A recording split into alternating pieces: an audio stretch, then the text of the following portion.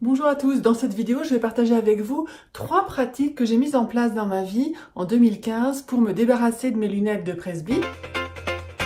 La première pratique, en fait, c'est la suite de quelque chose que j'ai déjà indiqué dans une vidéo précédente, donc je vais vous mettre le lien là, qui consiste à regarder dans une page de texte le blanc, si la couleur d'arrière-plan, la couleur de fond est du blanc. Regardez le blanc, vous voyez, contre toute attente, ce n'est pas le texte qu'on va regarder, c'est le blanc. Alors je vous ai montré dans cette vidéo comment regarder le blanc tout autour, là où il était le plus facile à voir, et puis après, étape suivante, entre les paragraphes, et puis entre les lignes, et on est même allé jusqu'à faire ce que j'appelle l'exercice du labyrinthe, partir du bas d'une page et puis de monter jusqu'en haut, donc partir d'une large épaisseur de blanc pour aller à celle du dessus, en passant par tous les passages que vous allez pouvoir trouver, un petit peu comme dans un labyrinthe, entre les mots, voire peut-être déjà entre les lettres, mais au moins entre les mots, comme ça, dans le texte, pour trouver la sortie. Voilà ce que nous avons fait dans cette vidéo-là. Aujourd'hui, ça sera la première pratique que je vais partager avec vous, aller plus loin dans cette pratique de l'observation du blanc. Je vous rappelle que j'avais donné comme tuyau de prendre le texte à l'envers pour être sûr de ne pas être tenté de lire. Donc vous faites comme vous voulez, à l'envers ou à l'endroit. Mais aujourd'hui, ce qu'on va faire, c'est qu'on va regarder le blanc dans des endroits encore plus petits, c'est-à-dire entre les lettres et puis dans les lettres. Je m'explique. Quand vous regardez un B, quand vous regardez un P ou un A ou un E, ou même un I, entre le trait et le point, vous avez des espaces de blanc. Ah oui, vous avez peut-être peur à ce stade de ne pas arriver à les voir. Le but ne va pas être de regarder, d'arriver ou pas, parce qu'on n'est pas dans l'effort, on n'est pas dans la tension, quand on pratique la méthode Bates ou des exercices dérivés de cette méthode. On essaye, mais on bouge. Le plus important reste toujours de bouger. Donc on va bouger et on peut faire par exemple des sauts de puce d'une lettre à une autre, dans un même paragraphe ou dans une même page ou même dans l'autre page, si vous avez 2 pages en face de vous de lecture. Vous allez sauter, vous allez essayer de chercher des toutes petites taches de blanc cette fois-ci, à l'intérieur du rond du haut, à l'intérieur de la boucle d'une lettre, même si en caractère imprimé, c'est pas forcément des boucles que l'on a, mais ça dépend du texte que vous avez devant vous. Et vous voyez, à l'intérieur du rond du B, à l'intérieur du rond du P, et même entre le point et le trait du I, vous avez des tas de minuscules espaces blancs. Et donc, au lieu d'essayer de regarder les lettres noires, vous allez essayer de regarder tous ces petits interstices de blanc à l'intérieur des lettres ou entre les éléments qui composent des lettres, entre les éléments qui composent des signes de ponctuation, par exemple dans le point d'exclamation, donc c'est un peu comme un I à l'envers, un grand I à l'envers, donc entre le point et le trait, entre le point et puis l'arrondi, la crosse du point d'interrogation. Vous avez saisi l'idée ? Alors c'est parti, puis après vous revenez. Je précise que cet exercice, il est à faire à la suite de la recherche du blanc telle qu'elle a été montrée dans la vidéo que j'ai rappelée précédemment. Pour la deuxième pratique, on va laisser tomber le blanc, on va commencer à s'intéresser aux lettres, youpi, mais on ne va toujours pas chercher à lire. Chercher à lire si vous n'y arrivez pas, si vous n'y arrivez plus sans lunettes, ça voudrait dire forcer, faire un effort, et nous on essaye de réhabituer l'œil à se détendre. Alors, voici ce qu'on va faire. On va pratiquer une alternance de palming. Vous mettez vos yeux dans le noir comme ceci, et vous avez le texte devant vous. Alors, peut-être que vous allez devoir être un petit peu penché, qui n'est pas une position idéale d'ailleurs pour bien voir, d'avoir le cou penché. Mais pour vous montrer l'exercice, et si vous faites ça quelques secondes, c'est pas grave. Mais l'idéal, ce serait d'avoir un petit chevalet, de mettre la feuille devant vous, ou alors de mettre une pile de livres et puis de mettre la feuille devant vous pour que ce soit vertical et que vous n'ayez pas besoin de pencher votre cou. Vous allez donc masquer vos yeux de la sorte. Vous attendez peut-être plusieurs secondes, peut-être 20 secondes, 1 minute, mais ne comptez pas, il faut que ça reste instinctif. Hein. Et ce que vous allez faire, c'est que vous allez de temps en temps, hop, regarder le texte comme ça. Hop, je regarde. Sans chercher à lire. Hop, je regarde le texte. Et puis, vous regardez à un endroit différent de la page à chaque fois. Hop, vous vous baladez. Hop, comme ça. Hop. Voilà. Alors, une variante de cet exercice, ça va être de le faire, si c'est pas pratique de le faire avec les mains, ou si vous avez peur d'avoir mal au cou, c'est très bien de faire attention à ça. Vous allez simplement fermer les yeux comme ceci. Vous avez le texte devant vous, et vous allez ouvrir. Coucou. Non, ne pas faire ça, pas faire. Je reprends mon sérieux. Hop. Et vous regardez. Hop. Hop. Donc moi, je travaille toujours avec le dictionnaire. Donc je fais comme ça.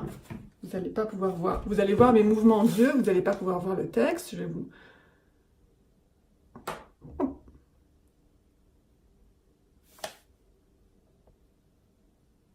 Comme des flashs. Hop, hop, hop. Surtout, on ne cherche pas à lire.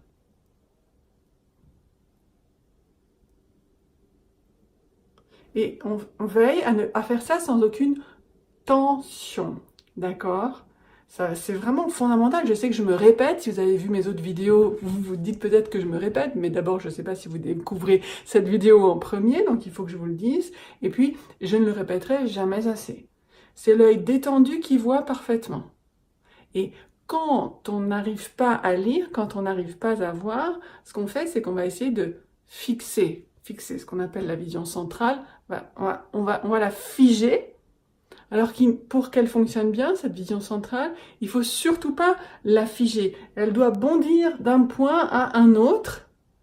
Et donc, pour obtenir ça, on ne va pas chercher à lire et on va se balader comme ça dans le texte. Essayez de fermer les yeux plus longtemps aussi.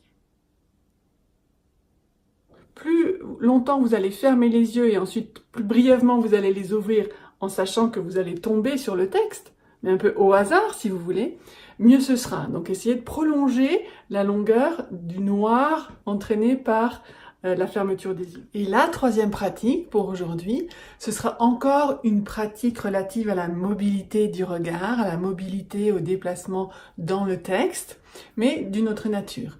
Ce que vous allez faire, c'est que vous allez, j'allais dire regarder, mais j'ai bien conscience que certains d'entre vous ne voient pas grand-chose, voient flou ou voient gris quand ils essayent de lire un texte. Donc c'est pas grave, encore une fois, on n'essaye pas de lire. Un bon moyen, c'est de prendre le texte à l'envers. Vous allez essayer de voir, de repérer, à défaut de repérer des mots et des lettres, des lignes. Et peut-être même que si vous êtes, vos problèmes de vue, votre presbytie est doublé d'astigmatisme, à ce moment-là, vous avez des lignes dédoublées. C'est pas grave.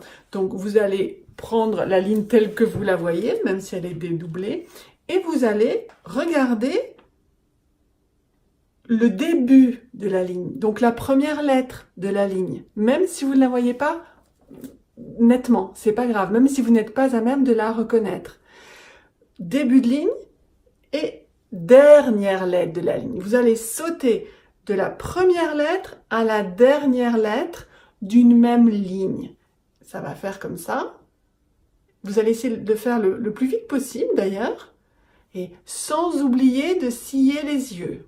D'accord?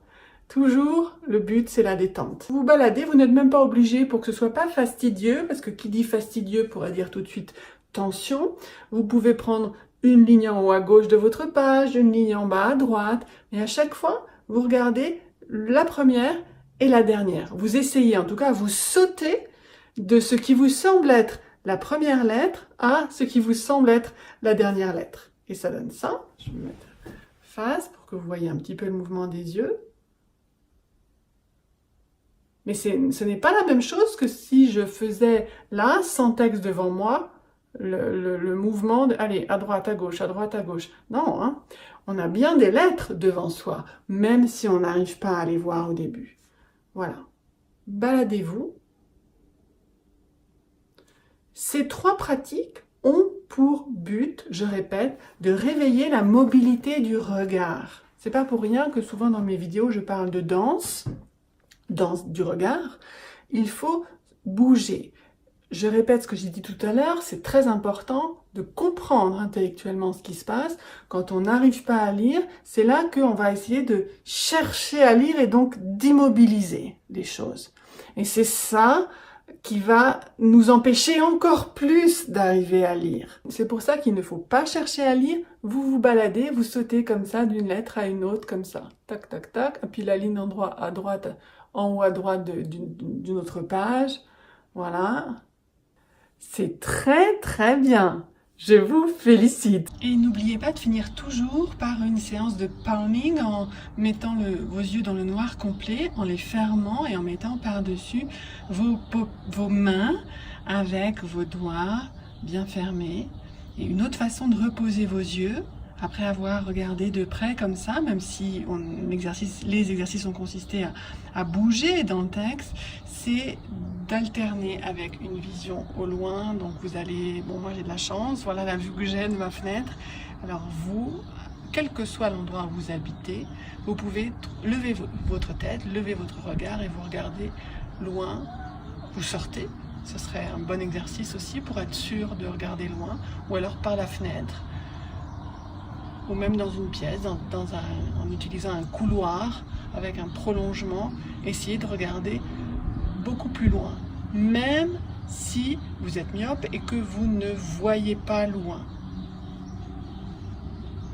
J'espère que cette vidéo vous aura été utile. Dites-moi dans les commentaires ce que vous avez retenu de ces pratiques, qu'est-ce que vous allez peut-être essayer de mettre en place, et puis racontez-moi si au bout d'une semaine par exemple, si vous observez déjà des changements, quand bien même ça ne durerait qu'une seconde, est-ce que vous avez l'impression que pendant une seconde, c'est comme si j'arrivais presque maintenant à voir une lettre, ou si vous en voyez une qui vous apparaît plus noire que les autres ou un peu plus grosse que les autres. Dites-moi comment ça évolue. Je vous invite vivement à tenir un journal de la progression de votre vue maintenant que vous essayez de mettre en place des pratiques, des habitudes saines, que vous essayez d'éduquer ou de rééduquer votre regard. Si vous êtes intéressé par ce thème de l'éducation des yeux, si vous pensez, si vous croyez que, comme moi, vous pourriez retrouver une vue parfaite ou la meilleure possible, ou en tout cas améliorer votre vue, votre vision de façon naturelle, alors je vous invite à vous abonner à cette chaîne. Tous les dimanches, il y a une nouvelle vidéo sur ce sujet de l'éducation des yeux, de l'art de voir. Alors, à dimanche prochain.